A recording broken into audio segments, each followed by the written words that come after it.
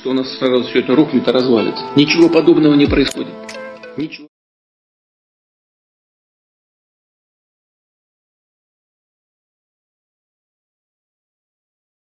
Buat saya ya, tadi saya katakan menurut saya mungkin saya bermulai dari menurut saya memperlihatkan ijazah asli adalah sesuatu yang mudah jika memang ada.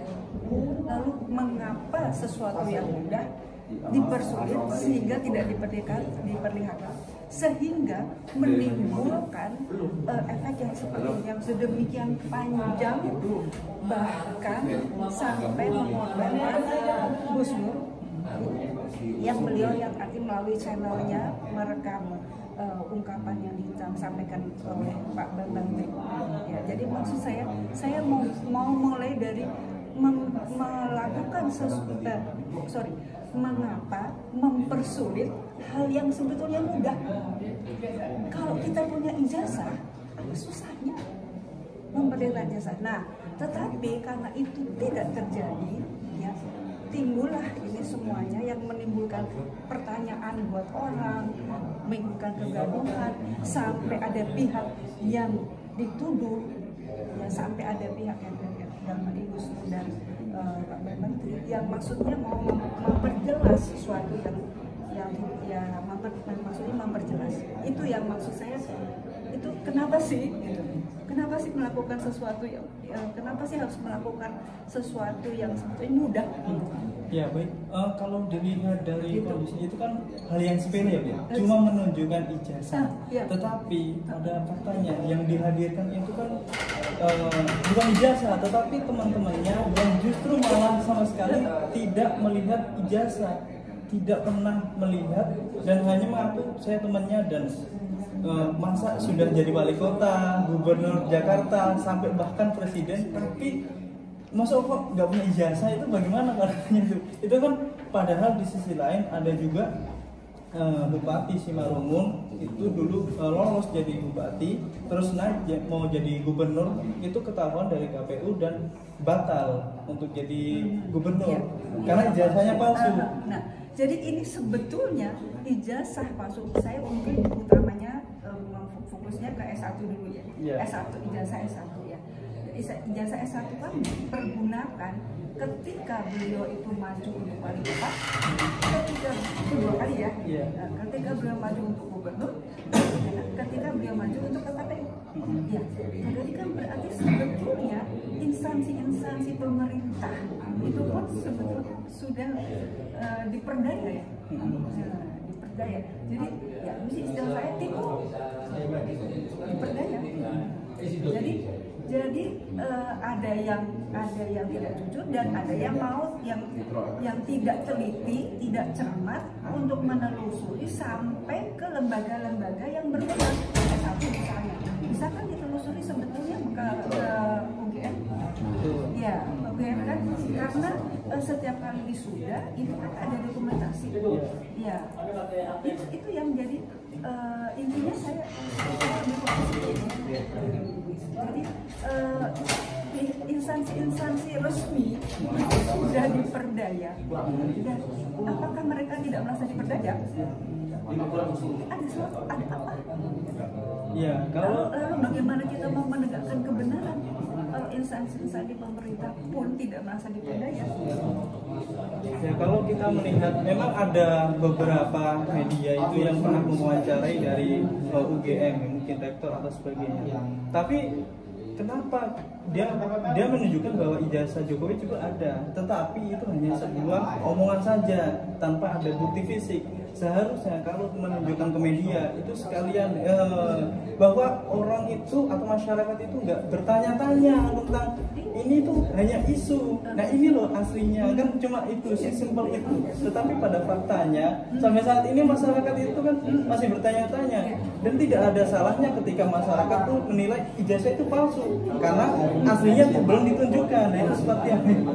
Ya, jadi kan ada keinginan untuk menimbulkan kegaduhan yang berkesinambungan. Ya sampai sekarang belum tuntas. Gaduhnya itu mulai dari level level dari masyarakat awam sampai yang berbeda sampai para ahli hukum, ya kan, dan seterusnya. Satu. Yang kedua, jadi kan ini banyak pihak ya, banyak pihak yang gaduh dan kemudian ingin memberikan penjelasan, berusaha memberikan penjelasan, padahal dengan memperlihatkan ijazah itu. Nah, bedanya mungkin cuma 10 menit kalau kita punya. Sesimpel itu padahal ya. Tapi kok bertele-tele gitu ya. Jadi kalau bukan apa ya, kalau kita punya tuh 10 menit udah diambil. Ijazah itu identitas menunjukkan bahwa kita pernah belajar. Iya, betul. Iya. Nah, itu kan sebagai bekal untuk kota, untuk dasar ya, administrasi tadi ya. Itu gampang kan? Iya. Ya, tapi justru malah sebaliknya, Bu. Di dalam JPU ini mendatangkan beberapa saksi, justru yang dituduh bikin gaduh itu yang terdakwa ini. Padahal pada faktanya terdakwa ini kan melaporkan atas dugaan ijazah palsu. Harusnya itu kan dikonter oleh ya tadi ijazah adanya ijazah asli. Cuma itu sesimpel itu. Tetapi malah larut-larut hingga datangkan sampai 23 saksi dan tidak ada sama sekali yang melihat ijazah asli. Apakah itu nanti bisa dijatuhkan hukum secara perspektif hukum itu bagaimana itu nanti? Itu beda hukum.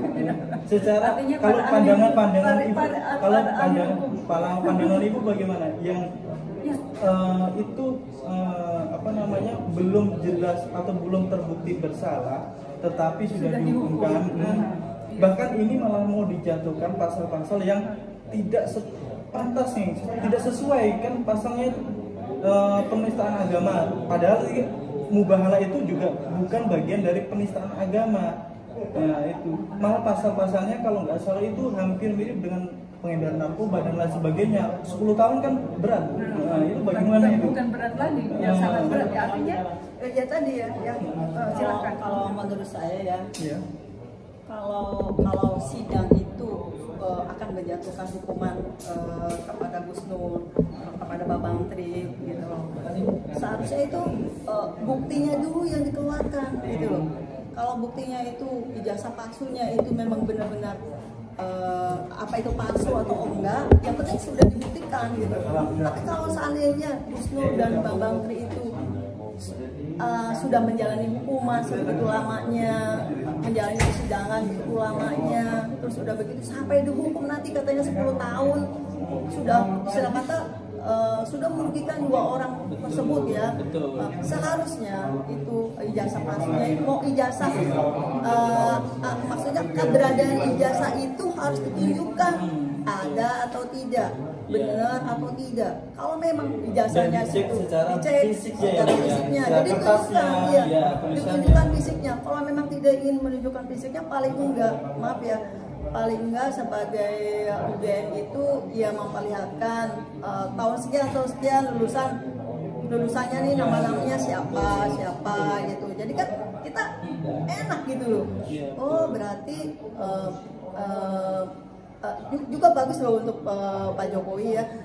Jadi selama ini kita bertanya-tanya, oh ijazahnya palsu segala macam gitu ya. Tapi dengan adanya ijazah yang ditunjukkan itu, kita tuh jadi tahu kalau Pak Jokowi itu ternyata ijazahnya tuh ada loh, asli loh.